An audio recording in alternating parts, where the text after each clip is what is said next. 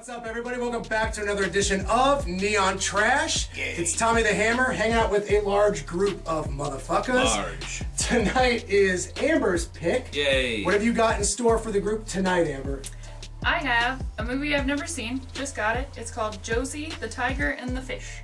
And as far as I can tell, it is about a young, either girl or woman, who is in a wheelchair, and then someone, either a teen boy or an adult, I don't know how old they are. We'll find out. He's supposed to be her aide, and it's supposed to be a really good story with a lot of fantasy things in it. I can't dig up the trailer for something like this. My video will definitely be flagged. You will not peep this shit. You won't be peeping any trailer, but I will dig something up for you guys. We'll be right back. Bye.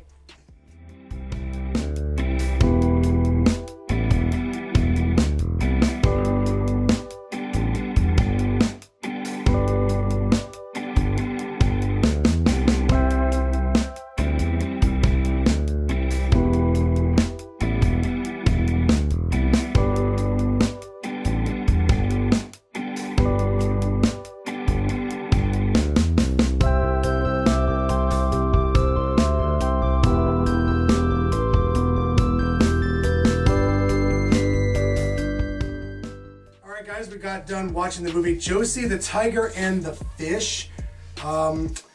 This is a pretty good movie. I thought the artwork was very good, the story itself was engaging, and the characters were very heartfelt. Overall, I thought there was a good connection between the main characters and the viewer, and I don't know, I was along for the ride for the most part, but towards the end of the movie, I got kind of some guff from everyone in here because I wanted the darker ending, which is only apparently in my mind. Yeah, I don't know what you're thinking. But that, hey, that's fine. Hey, sometimes even I don't know what I'm thinking. And in order for, there to be a darker ending to this movie, you'd have to rearrange a lot of shit. So, with this film here, it's just a sweet story about a guy taking care of a girl who is physically disabled. I really enjoyed this film. It's a much different film I'm used to watching, and it was a real nice, fresh feeling. And yes, I agree. The artwork in this is really nice. It's much different than a lot of the modern anime that you see. And I like the themes. I like the aquatic themes, because that's a real big thing of mine. And the soundtrack was actually pretty banging. Yes. So overall, I was really impressed with this film. Maybe I have an unpopular opinion here, but I feel like this is one of the most cheesy, dramatic animes I've ever seen, and it was extremely predictable, and you were just like, I already know what's going to happen next before it even happens, and kind of like what Tom said, if there would have been a different ending, I feel like it would have been better, because half an hour into the movie, I was like, I already know how this is going to end. It's going to be a happy ending for both of them. They're going to be together. That's how it's going to be. I think that this is decent, but I have the same complaints as Olivia. This is like a very by-the-numbers film. Like, the moment it starts, you know exactly how it's going to end. And I think the biggest issue that comes with that is that there's just a lot of convenient things that happen throughout the movie. In other words, I'm not saying it has to be like super cleverly written, but it's almost like there wasn't any thoughts, behind it at all. It's very just straightforward. This is a giant sweet pastry, right? This is a candy. This is like, just a big old sweet roll. Like, yeah, it's super easy to digest. And you're right, yeah, this isn't for us whatsoever, right? This is for that middle school, high school girl crowd looking for that, melodramatic boy meets girl, boy gets girl. There's some drama along the way, but of course they end up together, duh! Like, come on! But that's I don't know, it's just, yeah, right? It's just a nice piece of candy. It's like, of course, this gives you, you're like, oh, this is going to be sweet and delicious. And it's sweet and delicious, and you move on. And it is what it is, and it did have great music. It was very beautiful. I loved the animation.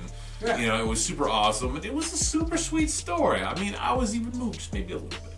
I will say, they're right when it comes to, like, when we first started, I even said, I don't know how old these people are. Like, from the cover, I was like, they look like they could be, like, teenagers, but they turned out to be, like, 22 and 24. Yeah. And I was like, oh, well, that threw me a little bit. But I didn't know much about this when I came into it. I just saw a new anime, and I was like, I want it. Grab it. Fair enough. But no, I really did like it, and I think the difference that this one holds, that even though it's really predictable and everything like that, is that it has that inclusivity of someone who's handicapped. You don't often see a lot of movies that represent someone who has these difficulties in life, who, like, goes through things like this. So it's kind of, as much as it is for, like, teenagers in general, I think it's for, like, a specific group.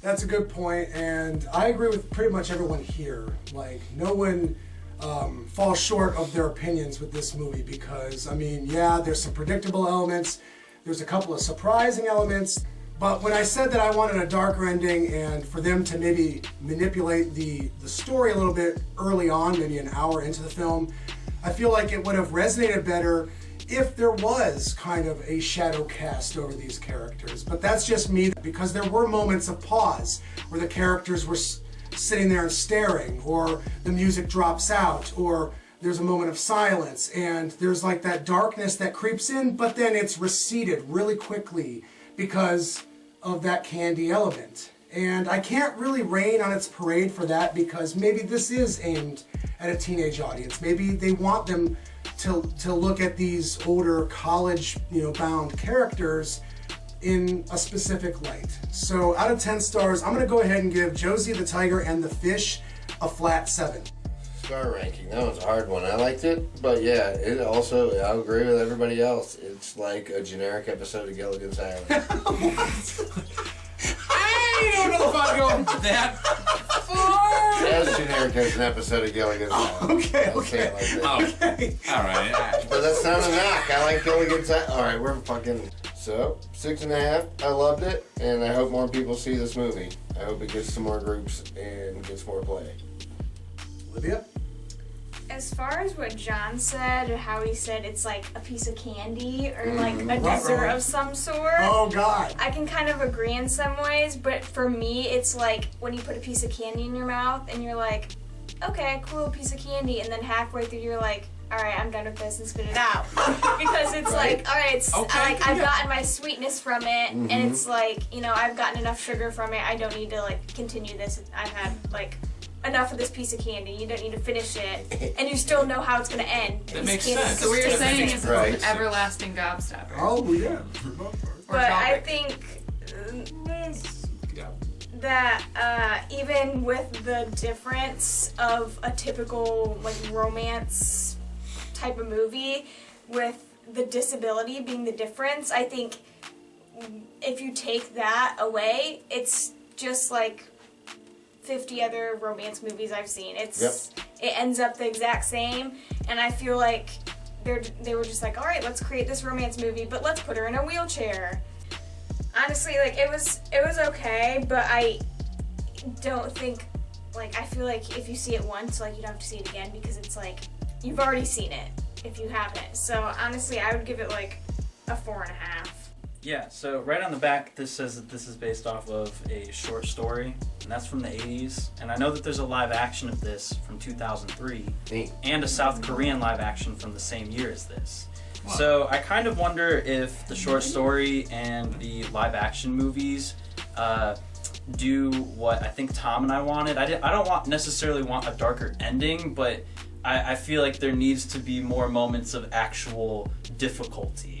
I agree with the overarching sentiment. This is kind of like comfort food, like in the sense if you just go into it and you don't really expect much, it's a sweet enough story, you won't be offended, it just is what it is.